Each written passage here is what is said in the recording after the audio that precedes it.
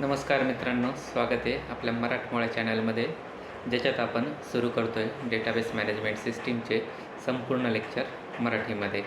तर आपल्या सर्व मराठी बांधवांना, मराठी मित्रांना सांगा की तुम्हाला जर डेटाबेस मॅनेजमेंट सिस्टीम मराठीमधून समजून घ्यायची असेल तर या चॅनलला सबस्क्राईब करा, जेणेकरून तुम्हाला नवनवीन व्हिडिओ लवकरात लवकर मिळत राहतील.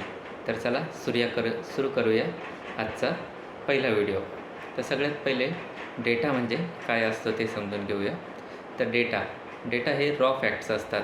रॉ फॅक्ट्स म्हणजे कलेक्ट केलेली इन्फॉर्मेशन, जिला कुठलाही स्ट्रक्चर नाही, त्याच्यात आपण युजफुल इन्फॉर्मेशन, युजलेस इन्फॉर्मेशन वेगळी केलेली नाही, फक्त एक इन्फॉर्मेशन कलेक्ट केलेली आहे, ती असते आपली डेटा.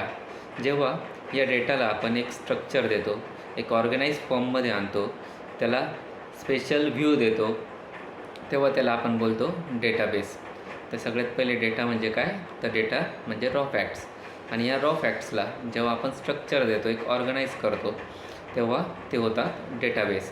आणि मग आता डेटाबेस मॅनेजमेंट सिस्टीम म्हणजे काय, तर या डेटाला डेटाबेसमध्ये कन्वर्ट करण्यासाठी किंवा एक स्ट्रक्चर फॉर्मॅटमध्ये ऑर्गनाईज करण्यासाठी, ऑर्गनायझेशनमध्ये डेटा आणण्यासाठी जे सॉफ्टवेअर यूज केलं जातं, जे टूल यूज केलं जातं, त्याला आपण बोलतो डेटाबेस मॅनेजमेंट सिस्टीम. तर आज आपण शिकलो डेटा म्हणजे काय, डेटाबेस म्हणजे काय आणि डेटाबेस मॅनेजमेंट सिस्टीम म्हणजे काय. तर डेटाची सिंपल इन्फॉर्मेशन काय आहे, डेटा म्हणजे रॉ फॅक्ट्स, ज्याच्यात फक्त इन्फॉर्मेशन कलेक्ट केलेली आहे.